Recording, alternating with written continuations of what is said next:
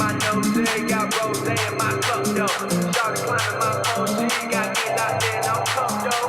Cocaine on my nose, yeah, got rose in my cup, though. Shawty climbing my phone, she got me locked in on cup, though.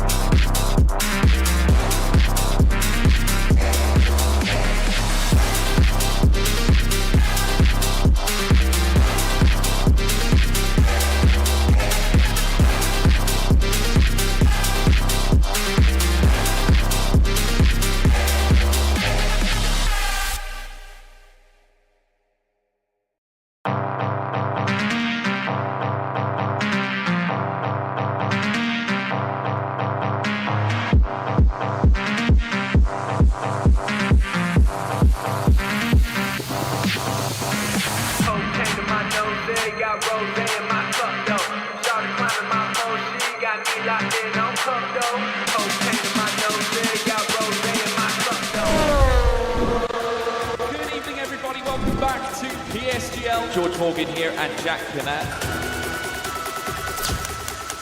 All the lights are currently lit here on track. And it is go, go, go! Contact through the Mercedes teammate. Denoso with a crafty maneuver up the inside. Masterclass from the Chilean. Crucial championship points on offer here. Do not count out Vanny Berezne. Longe has done the job. This is for the win between these two. Freddie Rasmussen wins the United States Grand Prix. Alfie Butcher wins for the first time ever. Lucas Blakely takes the championship. It's Barry Borman. Jarno Opmeer is your champion.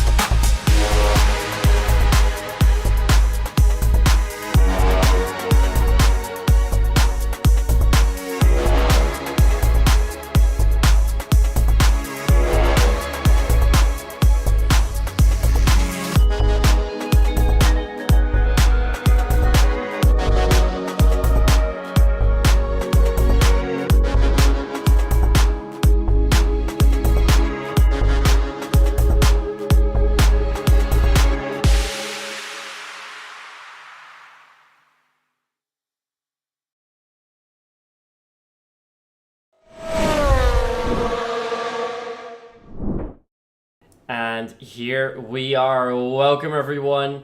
A very warm welcome to PSGL PCF4 tonight's round 9 as we are approaching Belgium.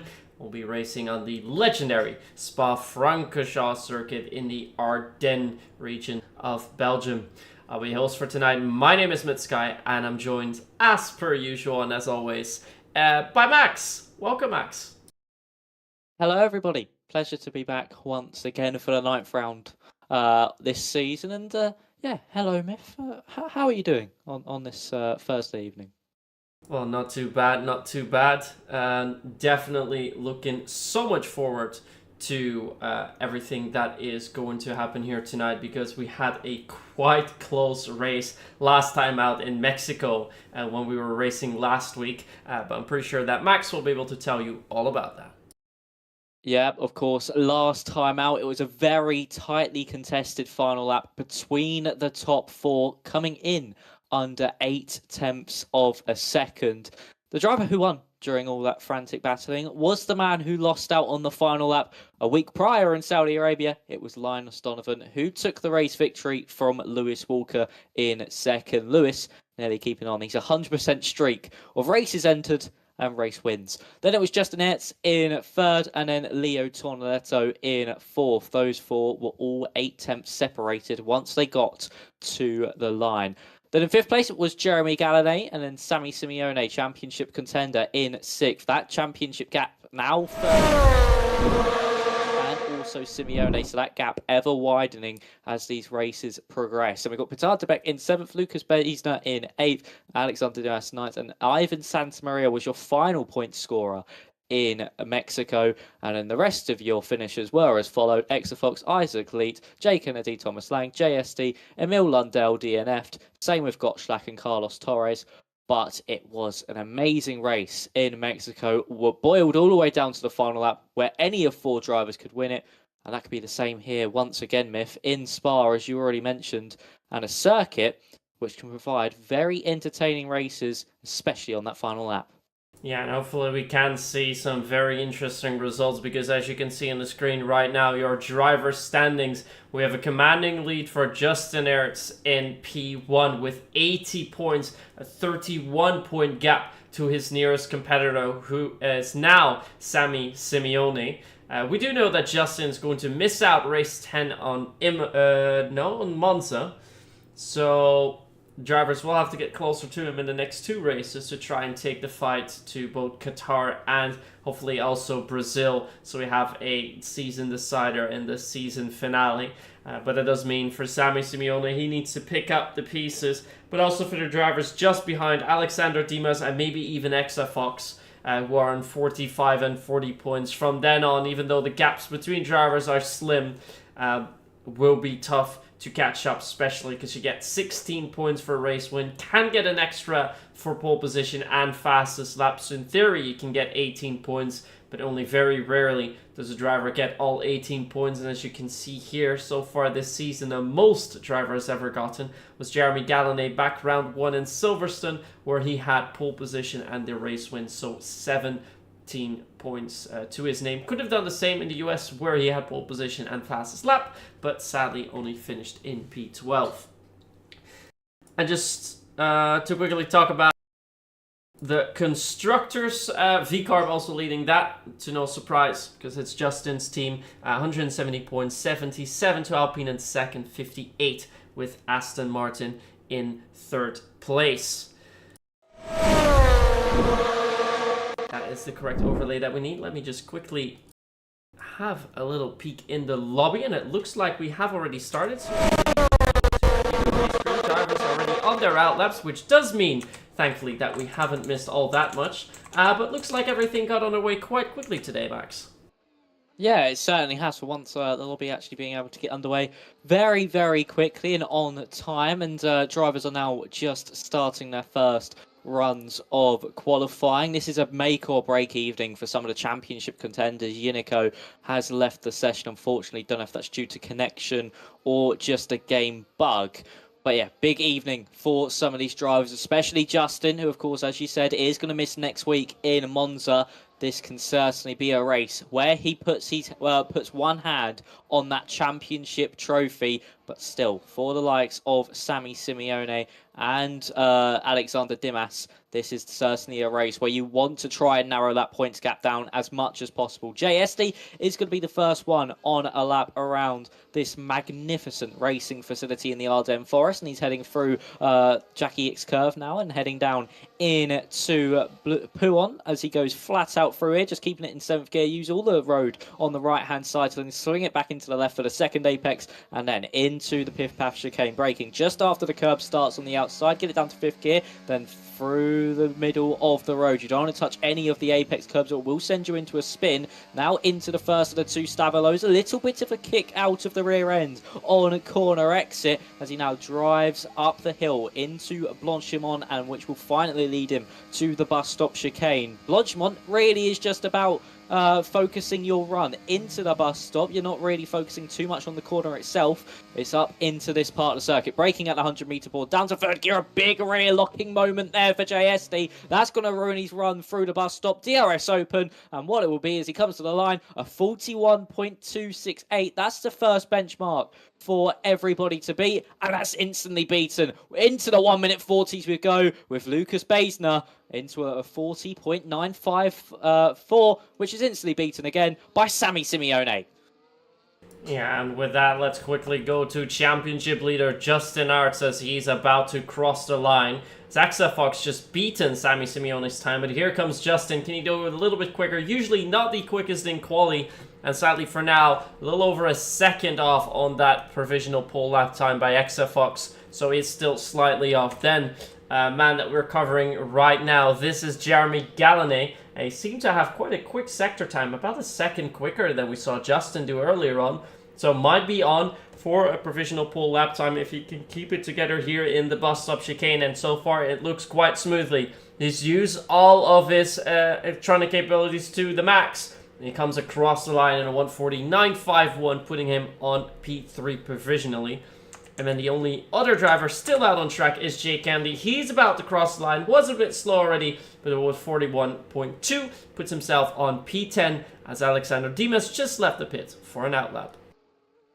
Nice lap there from Exafox, and with Sammy Simeone and quali master Jeremy Gallonay right on his coattails as well. We know Gallanay's quick in qualifying. It's really been a story of what could have been for Jeremy, of course, getting those first 3 pole positions of the season and only being able to convert 1 into a point scoring opportunity, and that was that race win in the first round of the season, and hasn't really been able to pick up the form since then. Absolutely superb in quali when it comes to the race pace and race management. Not been the greatest for him. Lucas Baesner in 4th currently. He's only slightly off of Exafox. Same with Leo Tonoletto as well. So the top 5 separated by just over a 1/10 of a second.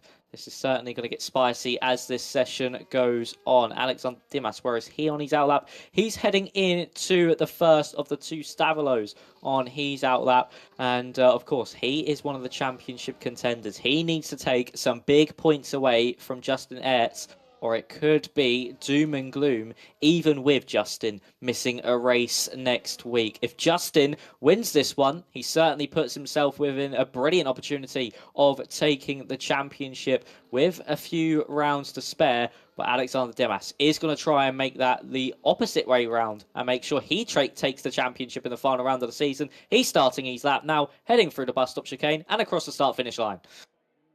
Yeah, and as you mentioned, we could have the unique situation where in case Justin ends up in a race win and we see Exafox, Sammy and Alexander Dimas scoring hardly any points, with them not making the top 2 steps in the next race, that Justin could secure the title despite not being there. Now that is of course still quite far away. Doesn't seem like the most likely scenario either. It seems more likely that his competitors are going to draw a bit closer, hopefully close enough to keep it interesting and push that all the way to the season finale in Brazil, which we're going to see in 3 weeks' time. In the meantime, Alexander Dimas is throwing it through Malmedy Rivage, sorry, through Speaker's Corner, which we find here, turn 9, before heading down into Pouhon. Now, this is a very tricky corner to do right, almost fully flat out 7th gear for approaching Lefagnes. So we both have different names for it, but indeed, the commentators on TV use 2 different names as well, I believe, don't they, Max? Yes, they do. Some tend to use the Piff Path, and some tend to use the one you just used there, Myth. I usually go for the Piff Path. It's easier to say for me, but yeah, I mean, a lot of these corners have have quite a few names that you can call them, especially into No Name after the Bruxelles hairpin. You can call that the Jackie X curve, or No Name as it used to be known. But yeah, this circuit, these corners have changed names over time. Dimas coming up to the line. Where can he go? He goes up into 7th place with a 41.077. Everybody else is now out to start their second runs of the session. Yiniko and Thomas Lang are still on their first runs. They're now heading out of the 2 Stavalos is Thomas Lang. So as he heads up into Blanchimont now, what can the man in the pink car do? Can he go anywhere near his fellow pink car compatriot of Isaac Leet? So Thomas Lang now heading into the bus stop chicane, down to 3rd gear, a bit of a slide mid-chicane, and that's going to ruin his run out of the corner. He's had another step out of the rear end as well, and it's only 12th fastest for Thomas Lang. A bit of a scruffy end to that lap, and puts him outside that top 10. Yeah, and just like that, Junico is coming out of the final corner, coming across the line in a 41.7. Just puts him ahead of Justin Arts, but not far enough as he would have liked, as we have more and more drivers starting their second hot laps. Now, we've watched Sammy Simeone before, so we're going to keep an eye on Lucas Beisner, who is currently in P4, a little over a tenth away from the provisional pole position as he goes up through Eau Rouge into Radio and now down to the Camel Straight. Now this is a place where we're going to see a lot of overtakes during the race, a very long straight, enough space to overtake, and especially the place where we've seen so many legendary overtakes in the past, as Beisner sets a purple first sector heading down the hill now into Rivage. So it seems to be a pretty decent lap so far, though he locks up slightly here in turn 8. But he's going to continue all the way through Sector 2, hoping to improve. If he improves by just over a tenth, as before mentioned, he can go to provisional pole.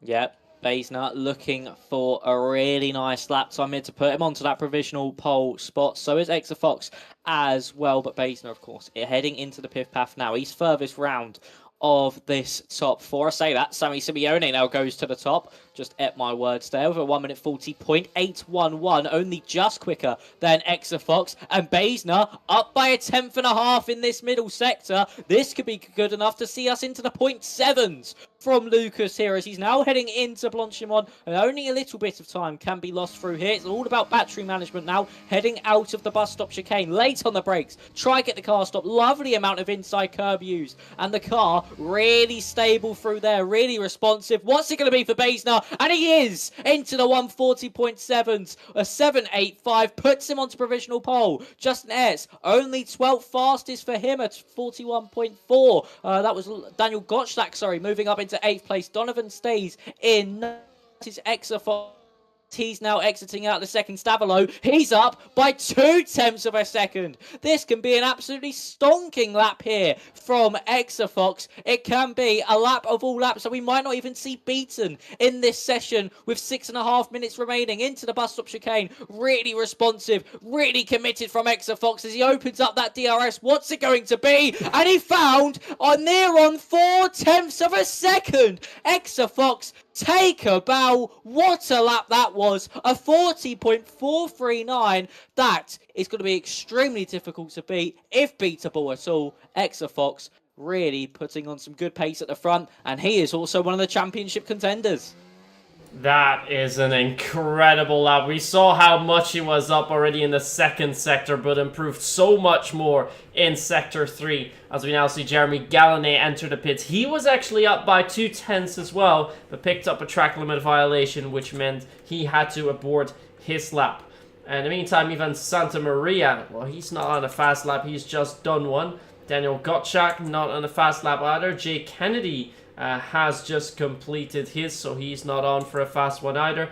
Linus Donovan not pushing it to the max either, and the same goes for Justin Art. So I think we've had everyone for their second run, although some drivers of course have only done one run. Emil Lundell is now the one to leave the pits. He's currently at a 141.5, not something we're used to from Emil. Emil's been usually quite solid in the qualifying session, so I can imagine that he's got quite a bit more in the tank and can hopefully improve lots. But to put himself on a pole position, he will need to improve by more than a second. So that is a big ask for him. But then again, improve by a little over half a second and you could easily move yourself up into the top 6, 7. So definitely chances here for Emil Lundell. Question is how far up he can move.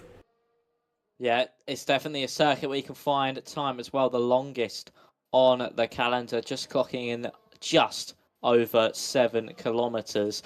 So plenty of opportunities for Emil Lundell to pick up some time. Of course, did take pole position on his debut in Spain and wasn't able to do much with it, unfortunately getting caught up in some incidents. But for Emil, he's now out of sync with everybody else. This will more than likely be his final run of the session unless he aborts it late at the end of this next flying lap. So 4 minutes left to go on the clock. Because this circuit's so long, we're only seeing the drivers do 3 attempts at getting a fast lap time in.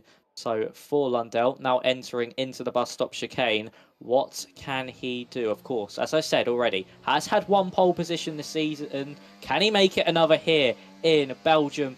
So now heading out of the corner and into La Source, down into turn 1. Oh, a big slide through the first corner. That's going to cost him time. And also on the exit, Lundell with a very scrappy first sector so far, as he's now heading down the hill into a Rouge and Radeon. Yeah, that is not the way you would want to start your first lap, well, your last lap really.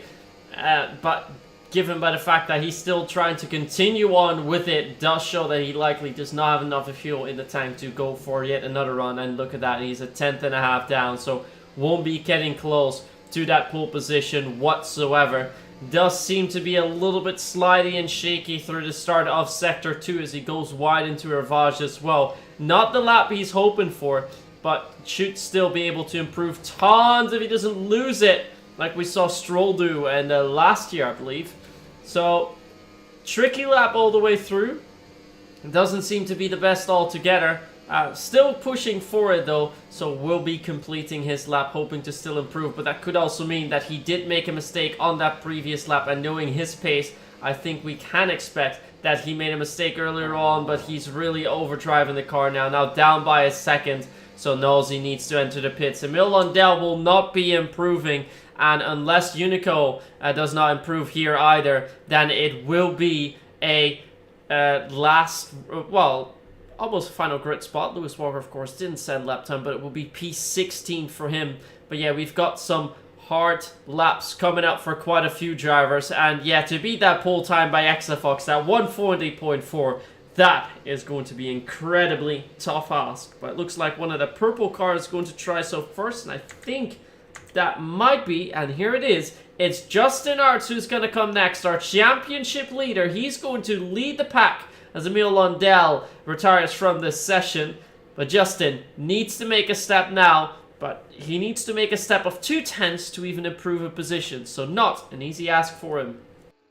No, a lot of work to do here for your championship leader, and the pressure is now on. Across the start-finish line to start his final run of qualifying as he heads down into the Source, a bit wide from that apex. It's going to give him a lot of momentum down the hill though, but still not the greatest lines through that first corner of the Source. Now heading into a Rouge and Radeon, needs to get this pinpoint perfect to get the best run down Le Kemmel straight, and it's nicely done there from Justin Ertz as he's now heading into Lecom. So for Justin, what's it going to be in that first sector? He's down by 19 milliseconds. He needs to find a massive chunk of time in this middle and final part of that. But 2 big slides through Lecom and also through Malmedy can derail that chance of getting at least a position of JSD. Now into the Bruxelles hairpin. Nicely done there from Justin, and into the Jackie X curve. He takes a bit of inside grass there. That's going to affect his run on corner exit and could also affect his he's run through Puon as well.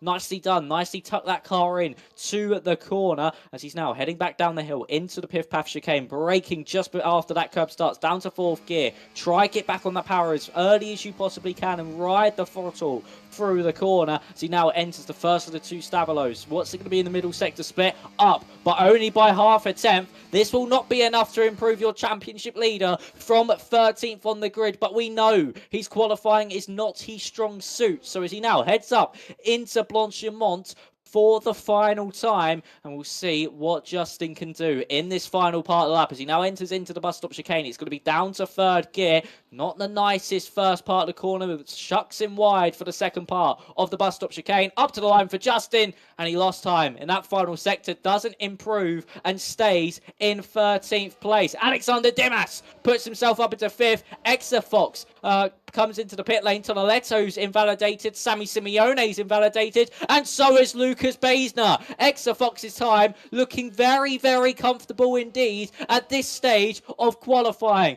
That is Daniel Gottschalk coming to the line. He stays in 9th place. There is more cars coming to the line that I can't see at the minute. That was Tonoletto. And then there is a pink car of Thomas Lang coming up to the line. He goes up into 9th place. A huge chunk of time found. Isaac Lee now coming up to the line. Can he put himself into that top 5? Yes, he can. Puts himself in place of Alexander Dimas. What's Jeremy Gallonay doing? He's up by 2 tenths in that middle part of the lap. He's the last driver that can really have an impact on this session as he now enters into the final chicane. What's it going to be for Gallonay? He's been so good in qualifying this season. It was deep into the bus stop and he stays in 7th place. Loses a huge chunk of time in that final part of the lap, just going too committed on the brakes into the bus stop chicane. But when the pressure is on, Exafox comes out with a diamond of a lap and he is on pole position with his 2nd run of qualifying.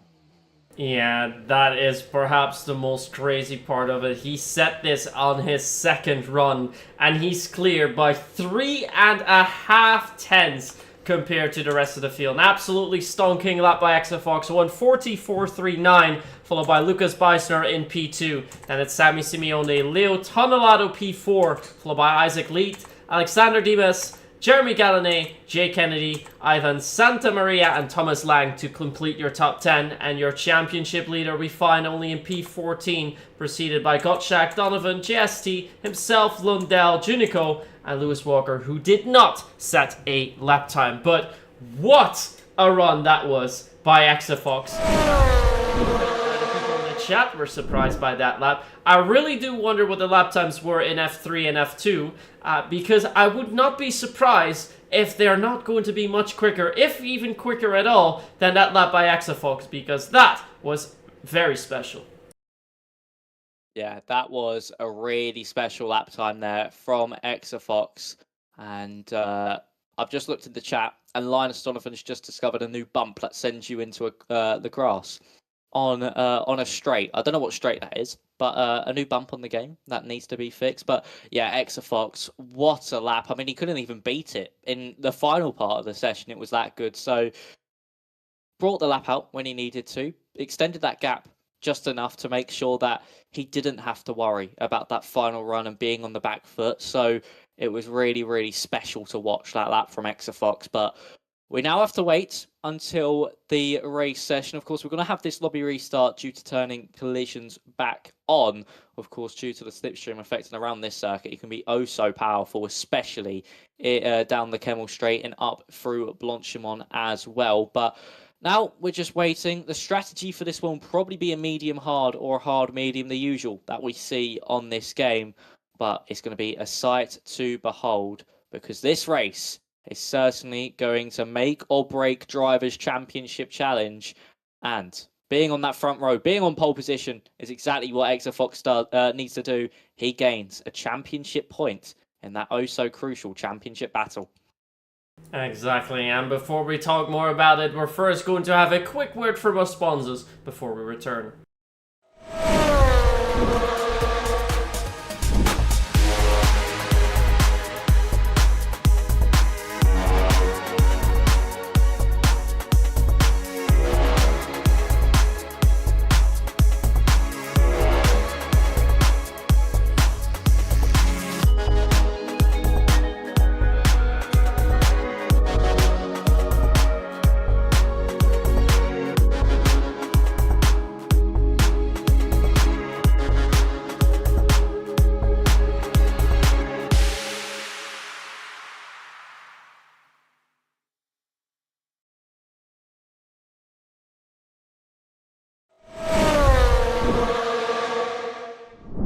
And so we returned. So, indeed, we have a confirmation in the chat about the comparison to F3. Vexafox that said this lap time in F3, he would still have gone pole position, which just shows what a special lap that was. But before we talk more about that special lap, we're first going to take a closer look at the track we'll be driving at tonight, which is Spa-Francorchamps in Belgium.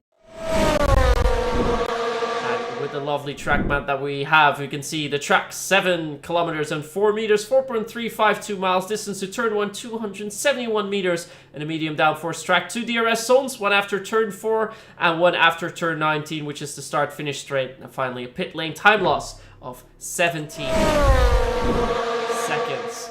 So very, very long track, a lot of corners, a lot of history to it, and lovely for us. Of course, every corner has a name to it. And to make it even more special, Max, we said it would have been P1 and F3. In F2, Exafox would have been on P2. That's just insane. Wow. So that really was a front row winning lap time there from Exafox in all both the tiers above him. He would have got pole on the front row, and wow, it just was an amazing lap there from Exafox to even get close to that sort of time mark. It just shows how quick he is around this circuit. I wouldn't be surprised if he says this is one of his favourite tracks with that qualifying performance. And I want to say that is his first pole position of the season. I'm going to quickly just double check the standings. Yes, that is his first pole position of the season, and what a way to do it when you're 40 points away from your championship rival, and you need points to try and claw that gap back down. Getting that extra point for pole position can certainly pay dividends when we get to that season finale in Brazil. If Justin has a poor race here and of course misses next week, so the championship contenders really do need to capitalise here, and that's also what Sammy Simeone's done. He starts third on the grid, so we'll see if he is able to put a championship challenge together in these last few rounds of the season. Yeah, and just to add to that, if he had done this in the Q3 qualifying of the E-Series that we've seen earlier on, he would have been P2. And that's to mention that Q3 there is quicker than just these full qualifying session that we have here, which just goes to show what a special lap that was from our driver here, Exafox, in PC Tier 4. But enough about that magical lap. A little bit more about our championship leader, Justin Aert. He already did mention that Belgium was one of his least favorite tracks, which sadly goes to show because qualifying definitely did not go according to plan. Usually he's quite a bit stronger in the race, so I guess he's hoping to pick up some points, but it looks like a podium place might be off the cards, and that will be good news for the drivers that are trying to beat him in the names of Sammy Simeone, Alexander Dimas, Exafox, and I guess we can include Jeremy Gallonay in that list as well. So they're hoping to inch a bit closer because the gap for now was 31 points. And with 16 to gain, as you hear my phone go off there, my work phone, with 16 points to gain, with 2 extra points you could potentially get almost a two race lead that he has with 4 to go. Quite a big one, but yeah, a poor result here in Belgium because it's not your favorite. Missing the next race, some good results from his opponents, and the championship could be blown wide open. So definitely far from over. And I think tonight could really be a crucial race, Max, don't you think?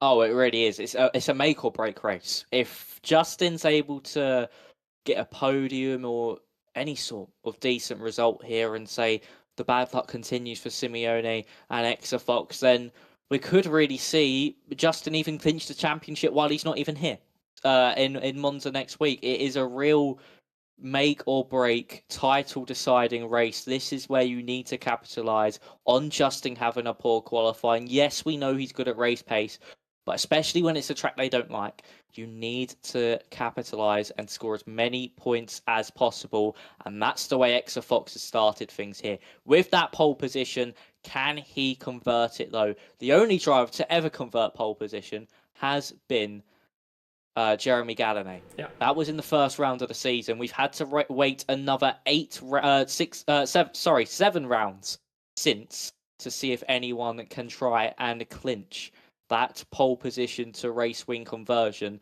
And Exafox needs to do this if he wants any opportunity at a championship charge late on in this season. But we are loading in to the race lobby now, and let's see what the weather conditions will be like. It's going to be a fun one, it's going to be interesting, and strategy is going to play an important part here in Spa.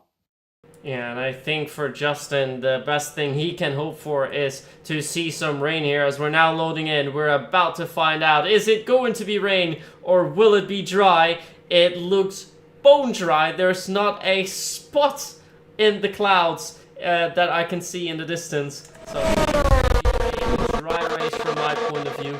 A bit sad for Justin on his end, perhaps, but definitely good news for his championship competitors, who are actually all starting in the top 7 or 8, if I'm not mistaken. So, very good news for them. They just have to make sure that they end up as high up as possible.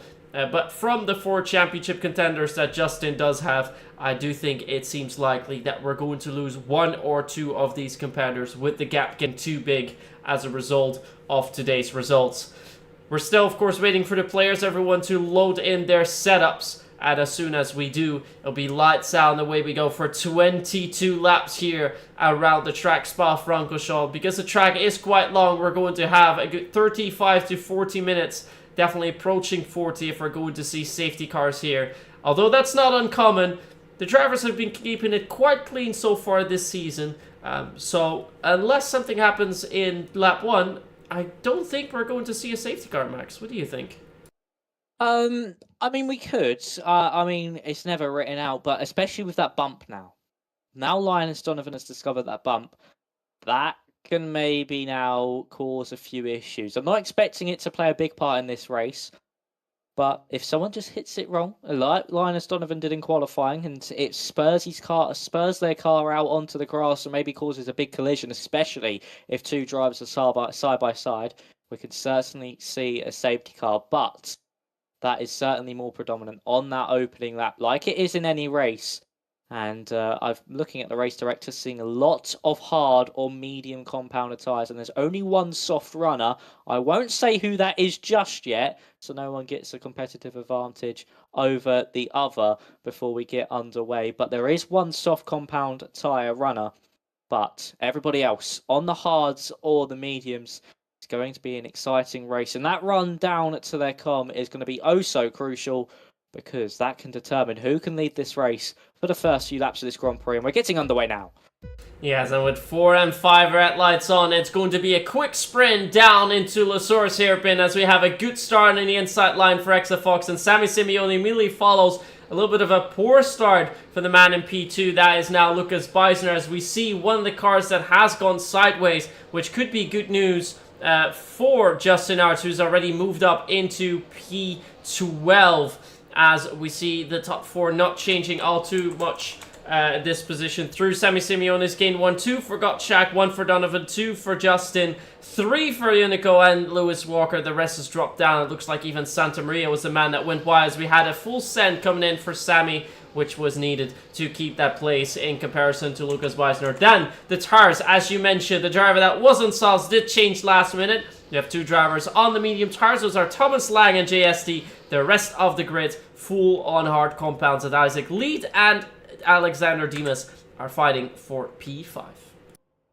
Yeah, brilliant start there from Exafox to put himself to keep himself, at the top, and that's Linus Donovan going wide through Pool, and this opens the door for Thomas Lang, but Linus coming straight across the front of that pink car, and Unico versus JSD here. This is over 13th place in this Grand Prix, and JSD gets past Unico there. Of course, Jay and Thomas Lang, the only 2 runners on this medium compound of tyre at the beginning of this Grand Prix. Jay Kennedy now all over the back of Jeremy Gallinet. This is over 7th place in this race on the opening lap, but he backs out of that one, and the Jeremy is looking to turn his attention to Alexander Dimas, and he's into the back of Dimas under braking. Luckily, Dimas wasn't close enough to Isaac Leeds in front. We're going 2 by 2 in the background. It's Justin Ayres, and now 3 wide with Justin trying to swing it round Thomas Lang with JSD on his inside as well. He's against the medium runners who have the better grip for now, but he's late on the break into the source. Your championship leader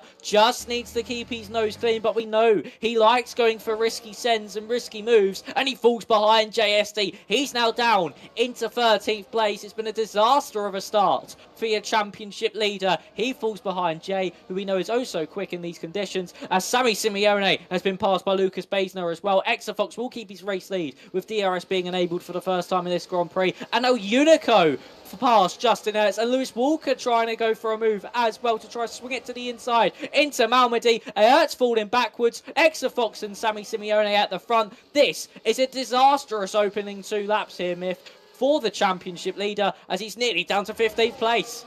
Yeah, he had a pretty good start at the beginning, but we see that he's lacking a little bit of pace compared to the drivers around him, and definitely Lewis really amping up the pace onto him, getting also close to the back of his V-carb, which of course now is colored in lovely pink with the F1 World cars that we're using, meaning the drivers can choose how they want their livery to look like. For Lewis, of course, the car's still bright red, as he wants to race in those Ferrari colors. But now going through Curve Paul Frere, heading up into Blanchimont, which we'll see in a moment. He's trying to close that gap down onto Justin, now a little under 3/10 as he's going to move in, but just further up, the gaps are even closer. Dimas within 1/10 of Isaac Leeds. Then it's Gallinet, who has gone for the move. Well, there's actually a lot of drivers going for moves there. And we have 3 wide just after the final corner as Lucas Beisner. Jay Kennedy now sets a fast lap time. Here we go. 2 men wide. Down the inside they go. And it looks like Jay Kennedy is actually dispatched Alexander Dimas, at least is trying to.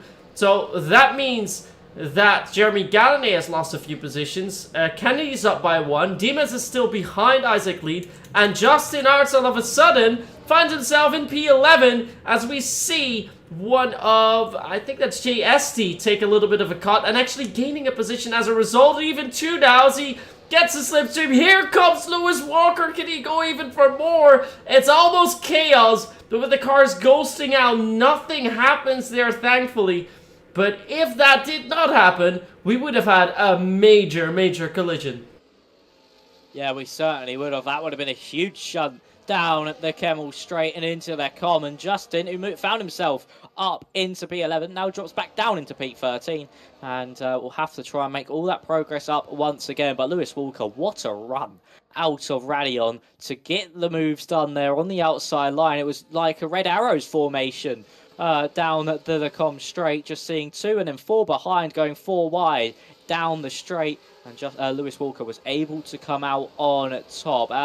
Jeremy Gallinet was able to get back past Jay Kennedy, and so was Linus Donovan as well. They're back up into 7th and 8th respectively. Back up at the front, Basner and Exafox haven't swapped position. Exafox holding some good pace out in front at the moment to not be under any threat. Here comes Tonoletto on Sammy Simeone, late on the brakes, was even on the grass at one point under braking. Luckily was able to keep his car in a straight line there. He did have a slide, but was able to collect things all together rather quickly under braking there as Simeone dropping down another place here, as here comes Isaac Leet to the outside. Not able to pull that one off, and will come under threat now from Alexander Dimas behind us. We now head down the hill into Arouge and Radion for the 4th time in this race. Of course, only 22 laps here this evening due to how long this circuit is, so it'll be DRS open for Alexander Dimas, as here he comes on Isaac Lee, who's getting closer to Sammy Simeone in front. Basner gets past Exafox. That's a routine switch between the pair, and here comes Dimas to the outside. Contact made between front wing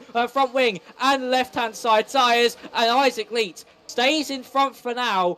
But it shows that Dimas is ready to get his elbows out. He needs to make these moves if he wants to stay in contention for this championship. And he's still got 2 of his championship contenders right in front of him. And Sammy Simeone has been falling backwards. He of course, is the man second in the championship, 31 points behind Justin Ertz And now he needs to try and make his way back forward as soon as he possibly can if he wants to try and take maximum points away in this race away from Justin, who still sits in 13th place.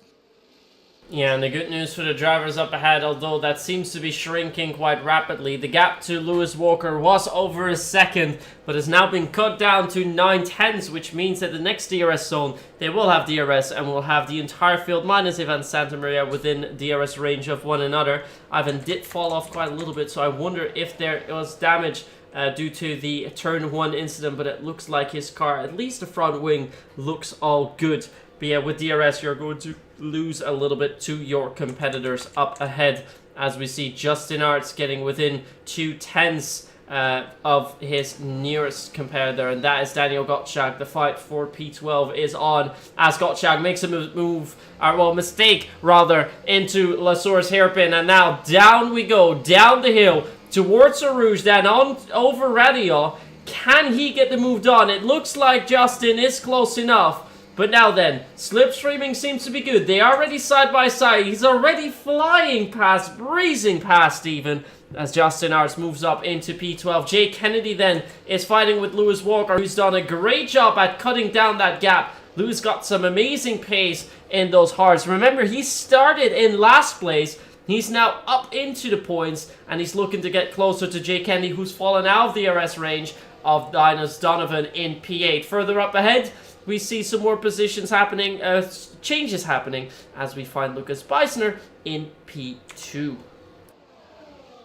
Yeah, we certainly do. Routine switch once again for the DRS from Exafox, and the no DRS on Lucas Beisner. Oh, Beisner with a slide through the Piff Paff chicane. I just caught the end of that before switching to Exafox, and then Exafox with a slide out of Stavilo 1. And this now is where tyre management is key. At this stage in the Grand Prix, drivers will be boxing for a set of the medium compounder tyres, probably around about lap 14, between lap 12 and lap 14. That is when the routine pit stops usually come into effect. There's still about 10 laps to go on this tyre as Exafox with a big slide into the bus stop chicane. And here comes Jeremy Gallonay, not only on Alexander Demas, but also on Isaac Leeds. He went round the outside of Demas, tried holding it on the inside out of the bus stop on Isaac Leeds, but couldn't get the move done. And it's now going to be all about this run out of La Source and through Rouge and Radion. But Isaac Lee has managed to pull away from the car behind of Jeremy Gallonay, and is now looking at trying to get past Sammy Simeone. His best form of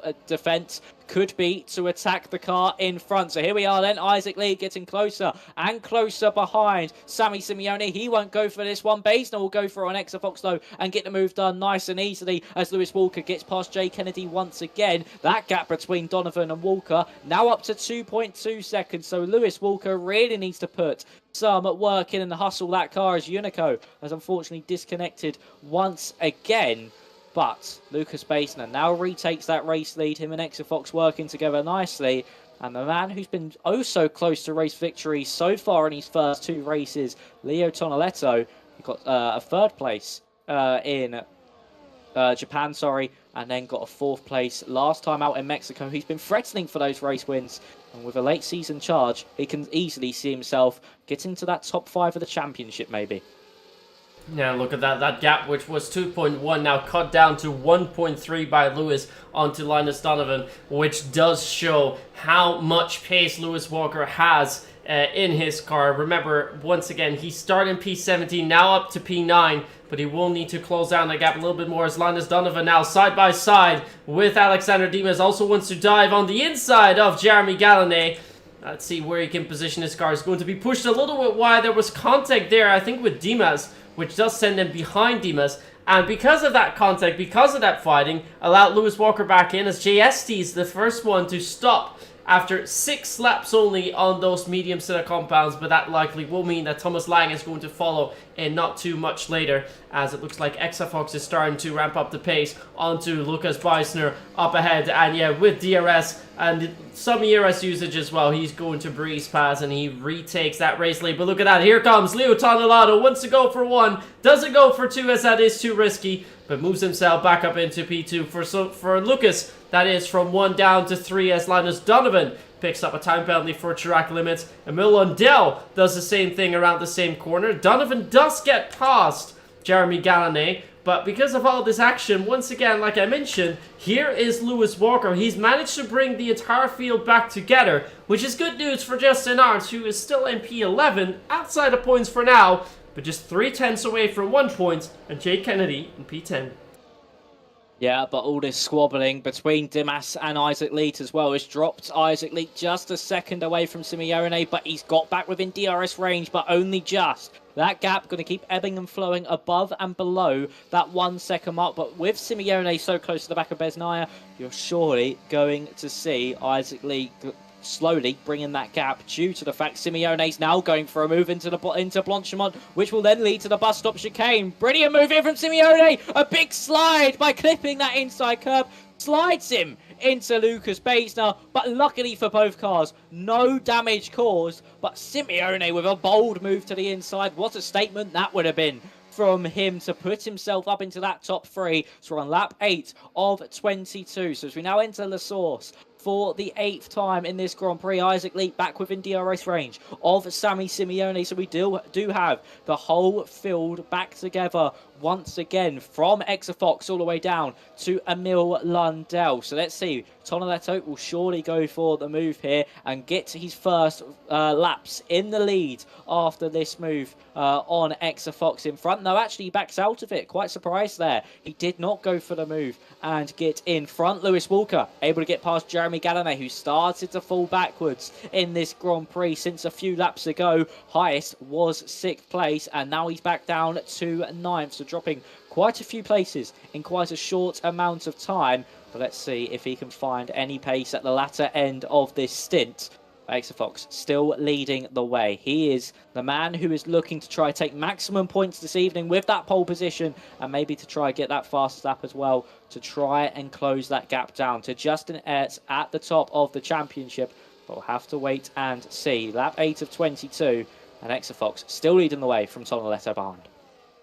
Yeah, and something that is interesting to note from the drivers up ahead, we see that Exafox is able to keep that lead because he has a little bit of a bigger margin going down the Camel Straight, as where if he does get overtaken, the next lap he will immediately be within 3/10 after Radillon, meaning he can get that move onto Camel Straight and then keep it for at least a lap or two. For now, it looks like Tonolato is driving a little bit closer as we head into the bus stop, and it looks like Exafox went a little bit deep into that, but does keep the lead for time being. And because Tonolato had to brake a little bit extra, that opens up the door for Lucas Beisner once more to try and get closer. But let's see if here on lap 9 they can overtake Exafox, because they are closer than they were before, about 2/10 closer than they were last lap. As we see Exafox starting to pull away a little bit, he loses a little bit going uphill, and that means that he is going to lose that P1, at least for a time being, to Leo Tonolato, who is just going to fly past. Unico once again has left the session, so he really is having internet issues,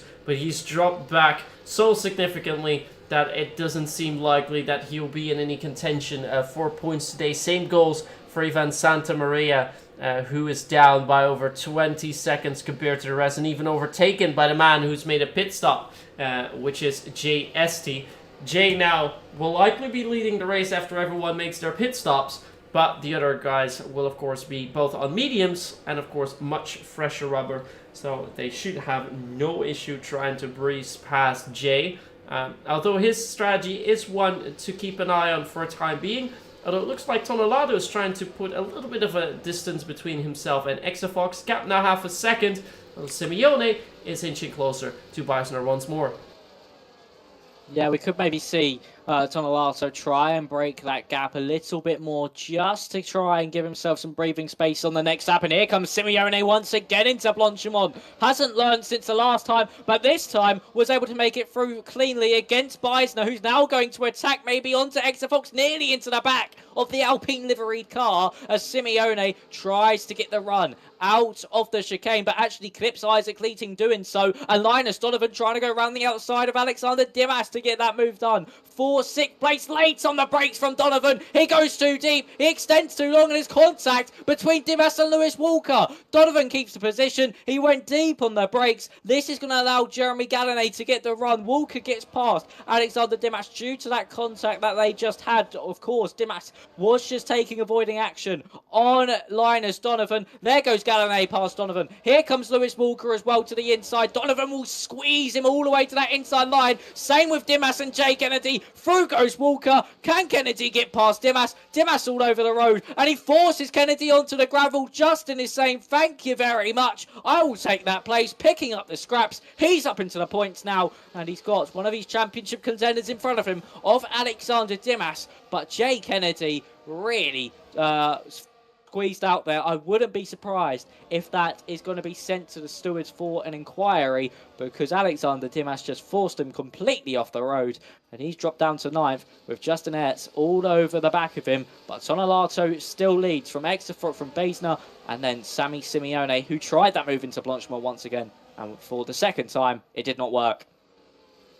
Yeah, this time he did get a lot closer as JST has just picked up a 3-second time penalty for track limits. That will severely hurt his hopes to try and get a good classification, as we also see that Gottschalk has picked one up together with Donovan and Gallonay, although Gallonay had one earlier. Same goes for Lundell, the first two to pick up the penalty in this race.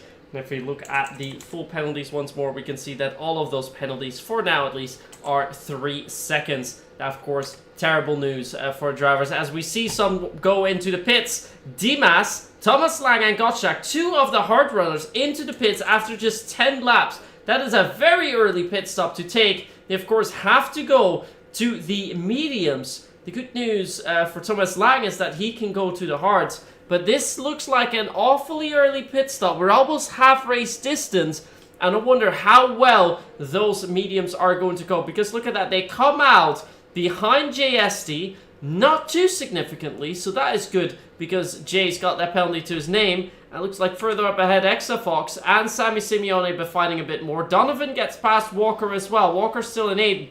Isaac Lead fighting tooth to nail with Lucas Beisner, and it looks like he's still not gone past. He dives it into the inside of Speaker's Corner, still going side by side. Let's try and go on board with Beisner as Lead is trying to have a little bit of a look with Simeone as well, with Thomas Lang picking up a time penalty for track limits. But it looks like they've settled in positions for now, and the gap that Sammy Simeone has to Exafox, the 2 leaders in the race, getting close to 9-10. So it looks like Tonelato and Exafox have gotten the most pace. We saw Lewis Walker having great pace, seemingly stuck now with the drivers up ahead. And for Justin, this is perfect news because of it, and all the melee that's been happening. He is now up in P9 and slowly but surely crawling his way into the points, which is exactly what he is hoping for in this championship fight.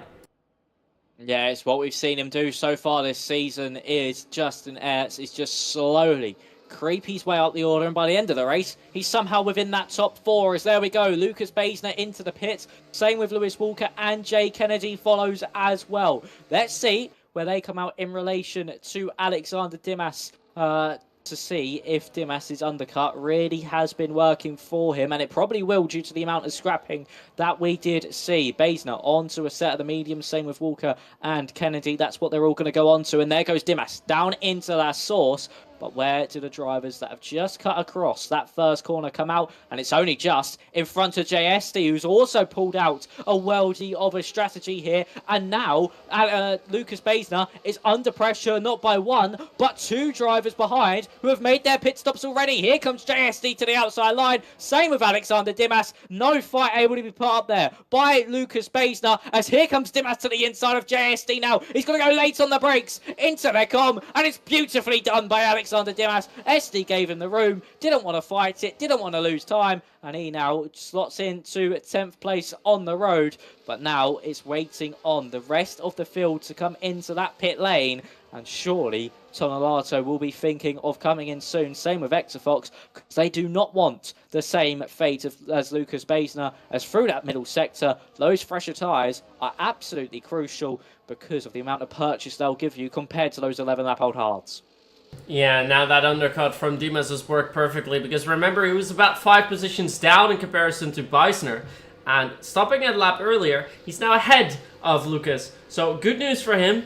Could potentially be bad news for everyone outside the top 2, really. I think Exafox and Tonelato might come ahead slightly in comparison to the rest of Sammy Simeone, and Justin Art are now going to come in. And I think this is a perfect move from Justin. Just follow what your nearest competitor is doing. As Lundell is DNF from the session, that seems to be awfully early.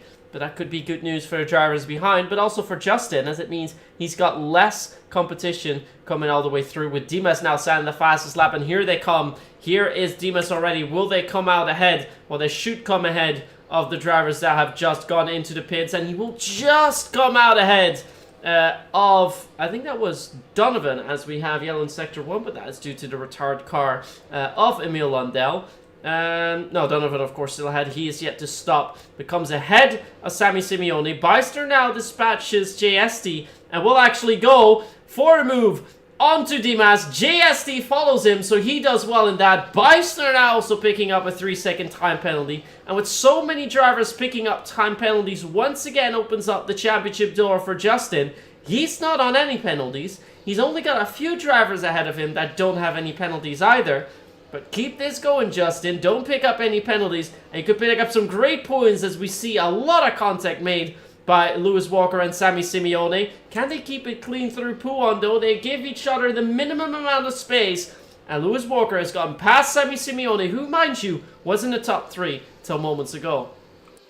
Yeah, it's been an absolutely horror show of an outlap there for Simeone. Came out just behind Alexander Dimas and then dropped behind JSD, and Lucas Beisner is now falling off the back of that train of cars as well. He really struggled with battery as he exited out the pit lane, as we do see some front runners into the pit lane. Tonoletto, Exafox and Isaac Lee. Let's see where Lucas Beisner comes out in relation to that top 2 that came in from the front of the field. So for Exafox, he's now just come out of his pit box, and it's, oh, I thought he actually jumped Tonoletto there. Beisner with another fastest lap of the Grand Prix, as there goes, he goes into La Source, and Tonoletto will just come out behind. So will Exafox, as they now drive down the hill into Erosion Radion. But Tonoletto will have the DRS on Lucas Beisner, who has a 2-lap older tyre, but those tyres are within temperature. As here comes Alexander Dimas on JSD and Lewis Walker as well. JSD being absolutely swamped here. Same with Exafox, as Dimas is to his outside line.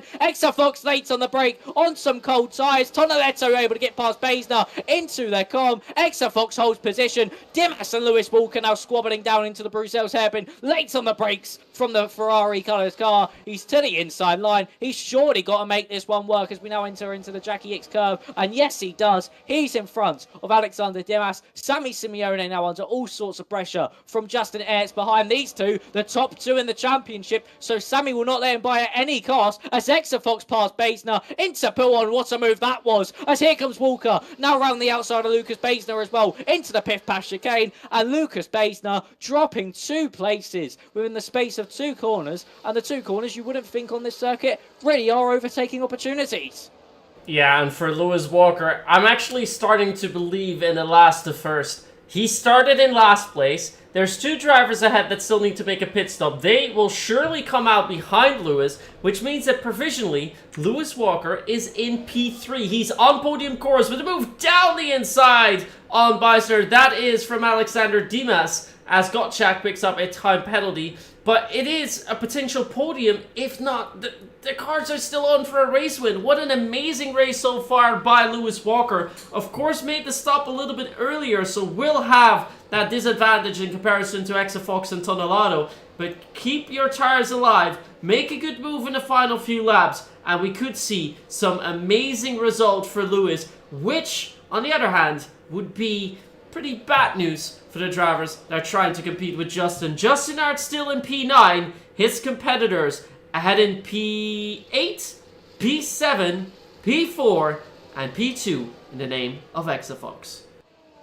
Oh, Simeone, what a move that was on JSD into Malmedy. Had the outside line for the com, and then into Malmedy, got the move done absolutely beautifully, and then it is Justin Ertz versus Jeremy Galanet, and Justin coming out on top in that one, of course, with Jeremy having those cold medium tyres on the car at the moment. They will not be up to their optimum working temperature, and there he goes, touching that inside curb, just going a little bit wide, and Justin now up into 8th place. That will surely eliminate Galanet from any championship contention. All over the curb as well through Piff Paff, and that's allowed Isaac Leet round the outside to get up into 9th place in this race. Everybody's made a pit stop now. Jeremy Galanet was the one we were waiting on, as we now see Tonoletto, Exafox and Lewis Walker at the top of this train. JSD still on those 8-lap cold hards. Expect him at the end of the race to start plummeting down the order, just due to how much wear will be on those hard compounder tyres compared to everybody else's. Basner looking for a move on Alexander Demas, not able to get it done. Justin Ertz versus Isaac Lee. Ertz going to the outside line to the inside through the bus stop. That's allowed Jeremy Galanet to get the move done on Isaac Lee. He might go late on the brakes to Justin. It's very half-hearted, not able to get it done. Actually clips the inside wall and allows Isaac Lee and maybe Jay Kennedy back through as well. It's all starting to kick off slightly in that midfield, but for Sammy Simeone, seeing Justin get by drivers is certainly not what he wants, because Justin now all over the back of JSD as they head down the Kemmel Straight. Yeah, and it looks like quite a gap has emerged between Jeremy Galanet and Linus Donovan. I believe that is because they were in the same pit box, even though making the pit stop at the same lap. There were only 2 drivers coming in with the same pit box. That is very, very unfortunate. Thank you, Timo, in the chat for being so alert on keeping us updated on that. I hope at least it was between those drivers, but seeing the gaps, I would assume that would be the case. As Simeone is dropping down the order as you say so, and indeed, he finds himself in P12, going very aggressive around Pouan. Is he going to he takes 2 there? He's off the track, loses positions, and then retakes 2 round the outside in Pouan.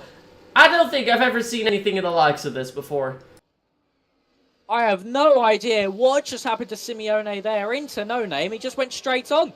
He didn't even bother turning for the corner. So for Sammy Simeone, he's just shot himself in the foot massively for his championship chances because of that error, because Justin is now up to 6th place in this Grand Prix. And here comes Lucas Basner and Alexander Dimas to the outside line. Goes Basner to the inside once again for the final part of the bus stop chicane. Dimas will try and hold this one on the inside line. He does have that battery advantage. Justin with the fastest lap of this Grand Prix, and saw his championship rival just in front of him just part the seas for him. Goes straight on, and he was like, thank you very much. I will be picking up those scraps as delightful as possible, and he can now move himself up into the top 5, and maybe once again we see Justin try and put himself into race-winning contention within the last few laps from starting in near the back of the grid. Isaac Lee able to get past JSC. The top 6 have broken away from Jay, so that's going to be a very, very difficult task for Isaac Lee to close down onto, as Daniel Gottschalk versus Thomas Lang, Thomas Lang versus Jeremy Galanet now squabbling over 13th place. Lang shows Galanet the door, but for Leo Tonolato, he's still leading the way. Lap 17 of 22. We are entering the end of this Grand Prix. It is starting to become crunch time here, as Jay Kennedy able to get past JSD before they even reach Pouan. Brilliantly done from Jay, but he's now 1.4 behind Isaac Lee, who is gaining on that top 6 in front, as there's Simeone to the outside of the Piff Paff chicane. Again, another lovely move from the man second in the championship, really trying to make amends for that earlier mistake. Yeah, he does need to pick up the pieces here, because he's now 3 positions behind Justin Arts. The good news for him is that it's technically 2, because Jay Kennedy up ahead has a penalty, and also Lucas Beisner has a penalty. But with Beisner's penalty, Justin is provisionally on P5 for the time being. So really looking good for the man that started so far back. Almost second to last, I believe, was either 15th or 16th. That he started in. So a really, really good race so far, and a little bit of contact that the other drivers had really working in his favor as well. In the meantime, Simeone getting awfully close to Jay Kennedy almost puts it side by side after Lesueur's hairpin, but now down the hill they go. Surely on the Kemmel Straight he's going to go with the overtake, but then the gap to Isaac Lead up ahead. 1.9 for Isaac Lead, 1 second to Justin Arts. Gaps are starting to emerge. They're starting to increase. They're starting to become bigger, and Lead is losing an awful lot of time. I think he fell out of the DRS window as well. So for Sammy Simeone, and also further down the line, P13, Jeremy Gallané, this is terrible news, because that will hurt their chances in the championship fight versus Justin. As for Justin, the skies are looking clean. The skies are looking as bright as when we started, and they still are. He is P6 for now, getting very close to Beisner up ahead. And dispatch Beisner, and you're well in with the fight for Dimas, who is also one of your championship competitors. I think Exavox for the time being is just laying low, because I would expect him to go for an overtake late minute onto Tonelato, try and claim that race victory, but he needs to do so if he wants to stay in that fight with Justin Arts. Yep, he certainly does, as Justin is now heading through the Jean-Paul Freire curve.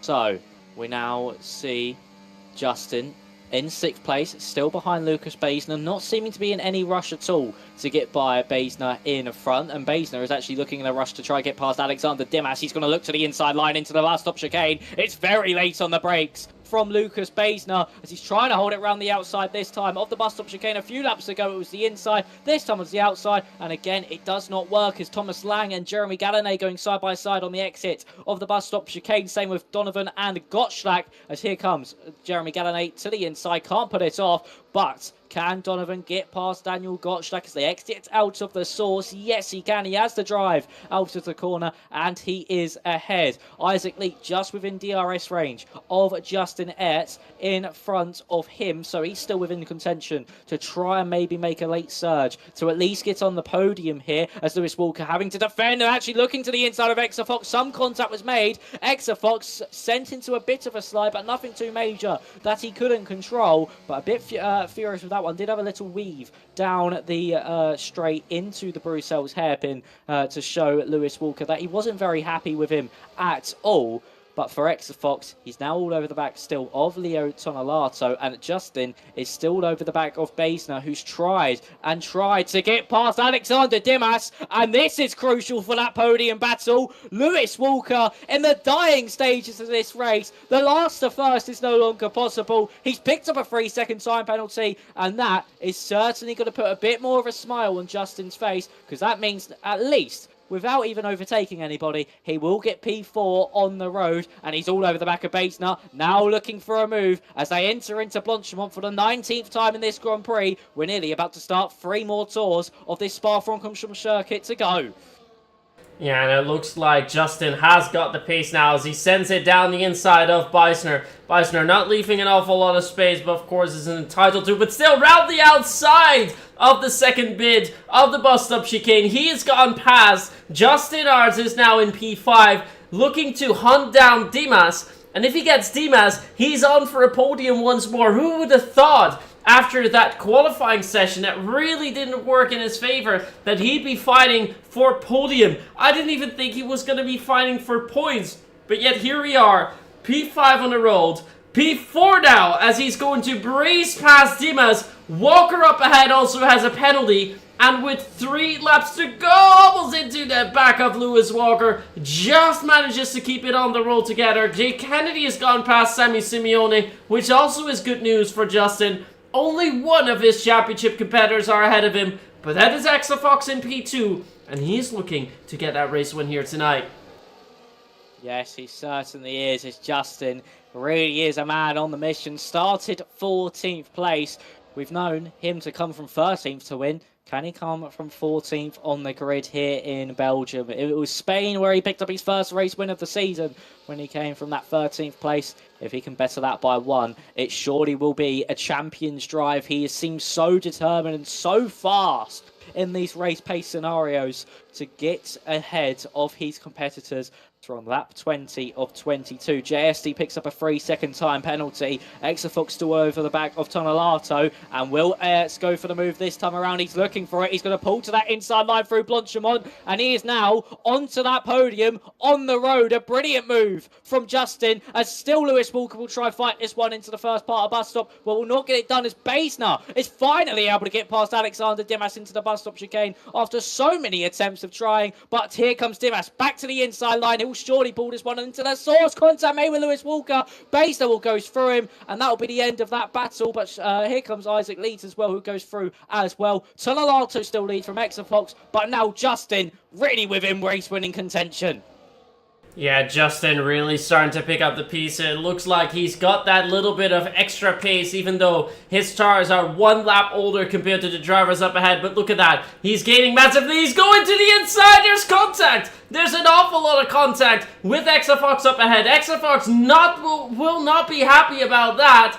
It looked like a little bit too much of a late send by Justin, but it looks like Justin's come here to win. This, I would assume, Exafox is going to report. Whether something's going to happen with that, I am not too sure, but it's starting to look great for Justin. But here comes Exafox into the inside of Pouhon. Side by side they go, but Justin Arts does stay ahead, and now he needs to close that gap onto Leo Tonelato, who looks to be taking the high grounds. He's up by 9/10. Thomas Lang picks up a time penalty. We're about to enter the final lap, and it is looking like great news for Leo Tonelato up ahead. Could pick up a first race win of the season. I think even a first podium of the season if he continues to do so, which would in turn be great news for championship leader Justin Arts. And I think he will really need to watch out he doesn't fall off DRS range, because if he does, he's going to lose an awful lot of positions. He's down by a little over a second now. It looks like he's lost that time. It's looking great for Tonelato, but the pressure is now on Justin Arts. He does still maintain that DRS, but behind Exafox will be eyeing to get past, and after what happened last lap, I don't think he's going to be holding back at all. No, he will certainly not, and the champ is one of the championship protagonists. So here comes Exafox all over the back of Justin. He's not going to take this one lying down. It'll be DRS open for Exafox. He has the battery advantage, and he's ahead. He's now got to hunt down Leo Tonelato to try and get a race victory to put himself back within championship contention. Isaac Leak versus Lucas Baisner. This is over 5th place on the road. Isaac Leak just pulling to the inside through Malmedy. Can he pull this one off? It does seem like he might be able to. Through the Bruxelles hairpin, and it'll be into the Jackie X curve. There's contact between the pair, but Isaac Leet is able to get past Lucas Baisner. Now, we turn our attention to the front of the field.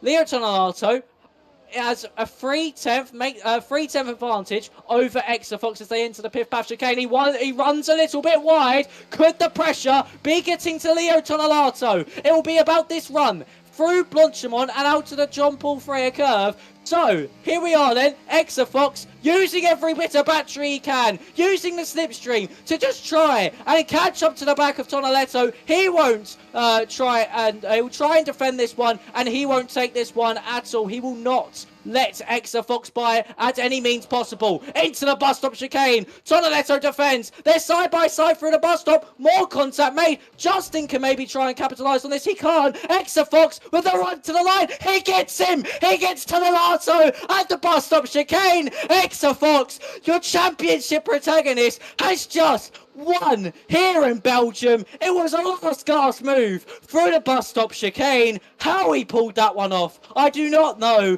Tonelato again in the dying embers. With his heart ripped out, he gets robbed at the end of the race in such crucial circumstances for the championship, and Exafox will be looking at that one in sheer relief, especially what happened the lap before between him and Justin Aerts, as Exafox now puts himself within serious championship winning contention, but Justin with a big points haul found.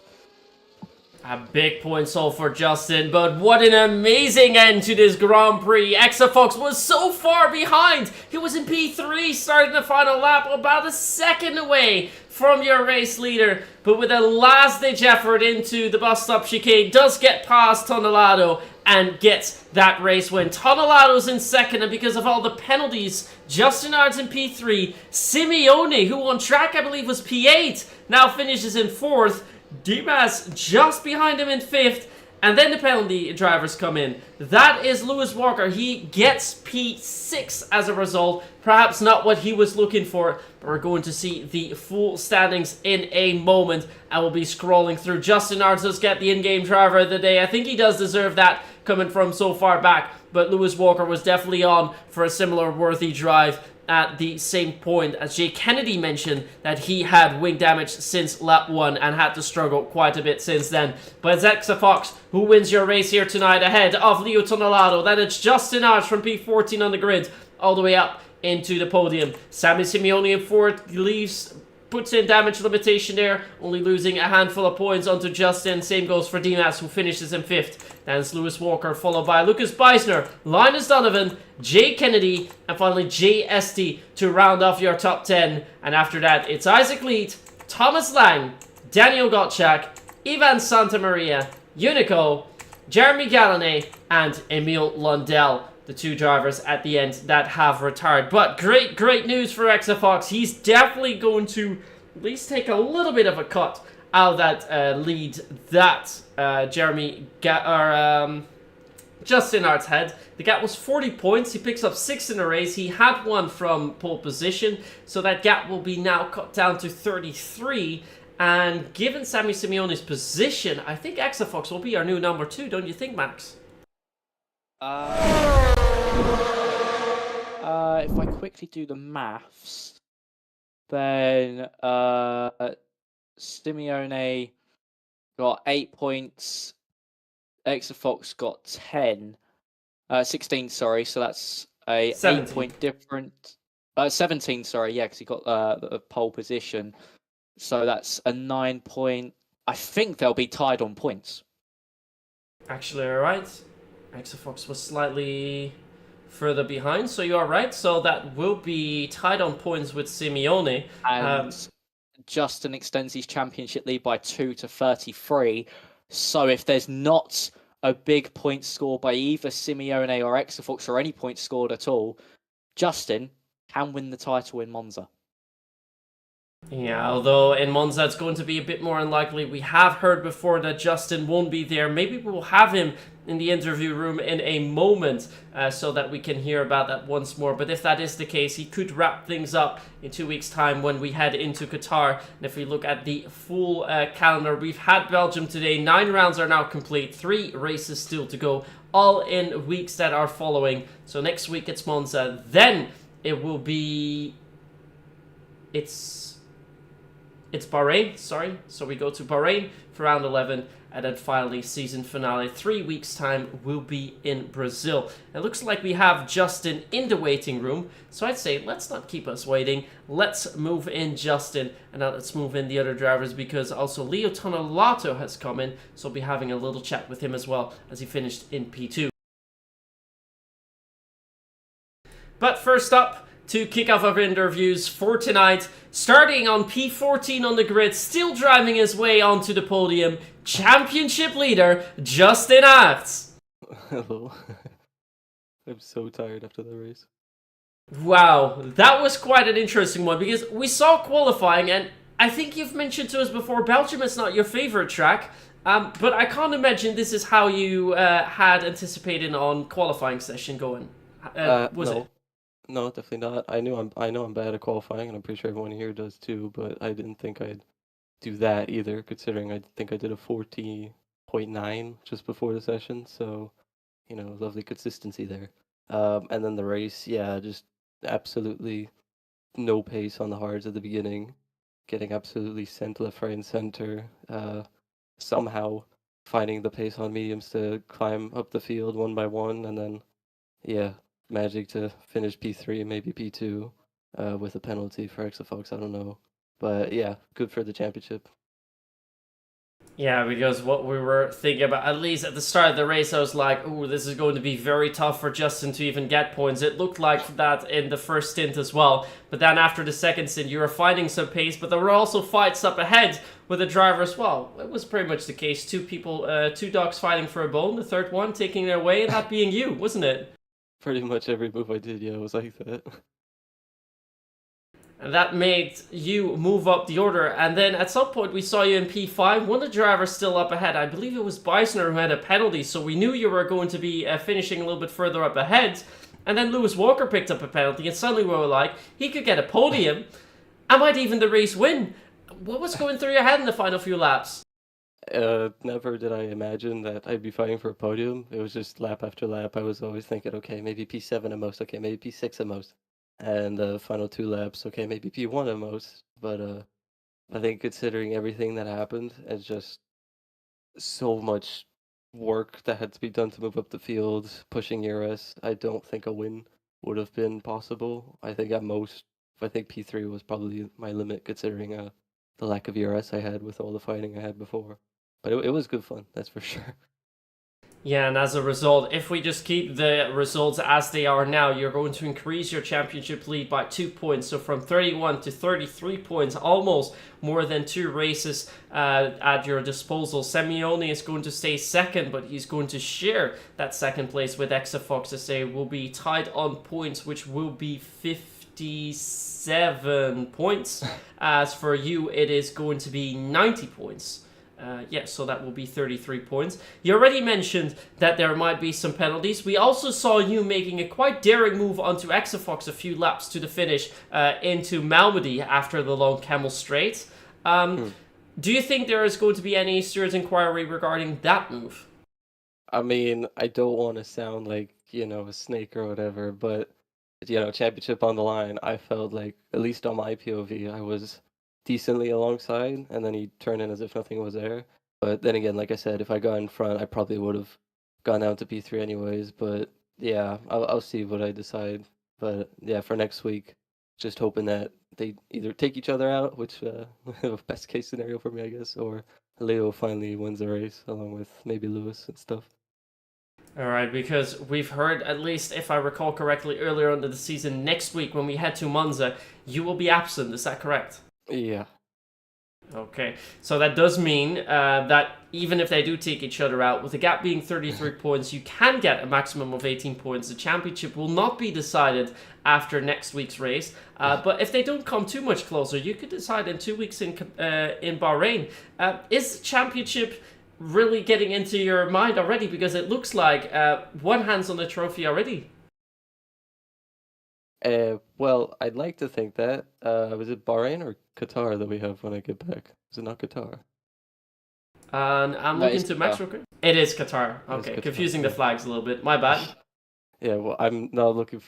To be honest, if I can have 20-ish or so point gap, that would be nice into Qatar because Qatar is, I think, easily my least favorite track ever. Even race pace in WR wasn't great, so I don't even think my race pace strength could save me there. So it really is all on next week. If I do want to win in Qatar, but I think Brazil, I might be able to pull the fight a bit. But I think if I can have like a 20 to 23 point gap, I think in Qatar, I'll try my best to win it there. That sounds great. All right, I think for that we will round off the interview with you for the time being, and then we're going to move in the man that placed in P2. And I want to move it over to you then, Max. See if you have any questions for Leo, because it was a little bit of heartbreak for him in that final lap after having such a wonderful race. So let's just move him in quickly.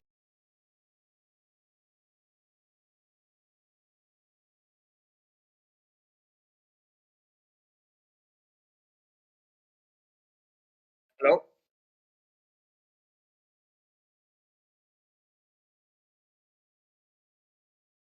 Right. Hello, Leo. Hello? Congratulations on your second place there.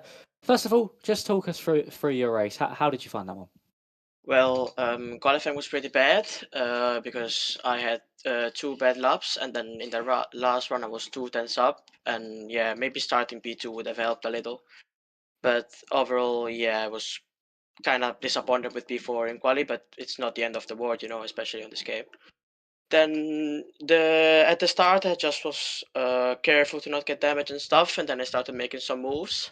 I was surprised actually to have the same pace as Exafux, as his lap in qualifying impressed me really, and I would say everything went better last year, and I picked up 2 warnings, and then from there the race just went a bit. It was a bit more difficult because I had to also care about track limits and the chance to get a penalty, which also I saw that a lot of people on the grid got like 3 seconds. So I think it was well managed by my side. The pace was decent, but again, in the final lap, I probably used a little bit more than I had to going into this going to Eau Rouge, like 5%, which probably made a difference at the end because I was like half a tenth back from the win if I can remember correctly. But not even impressed anymore to be honest. Like it just feels like I can't win a race. So I'll just get on with it and wait for my moment, I guess. Yeah, of course. In that last lap there, Exafox brutally ripped that race Yeah. win out of your hands. I mean, how did that feel when you crossed the line when you saw Exafox beat you? Again, I'm not really surprised because I kind of know that I have something since like quite a while that I don't win. So I already know that even if I do perfect, like it happened in Mexico, something has to happen. Like it feels like this to me. Maybe it's not like that, but it's just a feeling I have. And and today, I mean, it was pretty clean in the last corner. Maybe we hooked tires a little, which unsettled my exit, but I'm not gonna report and stuff because that's just last corner, last lap. So all fair GG's to Exaflux. That was actually quite nice move. He broke a lot later than me. So nothing I can do really. He was just better in the last corner, but I think maybe in the race I was better overall with pace and stuff. Yeah, you were extremely consistent throughout that race. Of course, you've had quite a good run of form since you've joined in Japan. Of I think it's a fifth, fourth, and now a second place. We head to Qatar next week. Are you strong around there? Are you feeling confident? Actually, I think next week is Monza. Not sure though. Yeah, Oh no, Monza's Monza is next week. Sorry, Monza. I Yeah. was thinking about that interview with Justin then because he's missing Yeah. Monza. I mean, I tried 2 laps in time trial like last week, but I gave up because literally the middle sector just makes me want to break my monitor. Like every time you go into the chicane, you have to pray that you get the curves correctly, and you either gain or lose 3 tenths. So it's gonna be a hard one for sure in qualifying. Maybe I have to put in a little bit more practice than usual because also today I had I just practiced today. I did like 10 lobbies I think. So maybe I'll practice a bit more for Monza qualifying, especially because maybe it's needed for the RNG. Yeah, it certainly is. Monza, especially into that chicane, is very, very difficult. But, well, thank you for your time, Leo. That was a very good race from yourself. And hopefully, when we see you next week, it will finally be on that top step of the podium. That's what I hope. Thanks. Have a good evening. You too.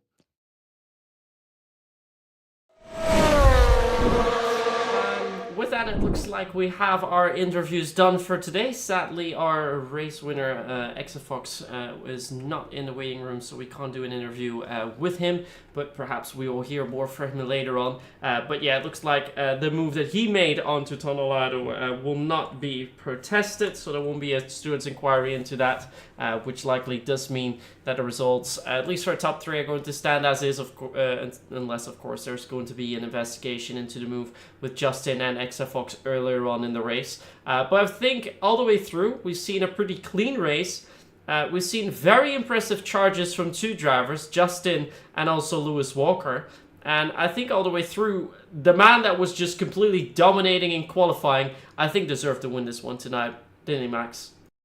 Oh, yeah, 100%. Exafox, when that pressure was on, he really performed well, and he's put himself within a good chance of taking that championship. If he gets a similar result, once again, in Monza next week, a podium finish at the very least, he really does put himself in some really good contention to win this championship. Of course, 33 points it is going to be difficult to break down, but there is still plenty of opportunities to chip that one away, especially with the qualifying point and the fastest lap point as well. So if he can get another pole position in Monza and then win that race, that's another 17 points gained.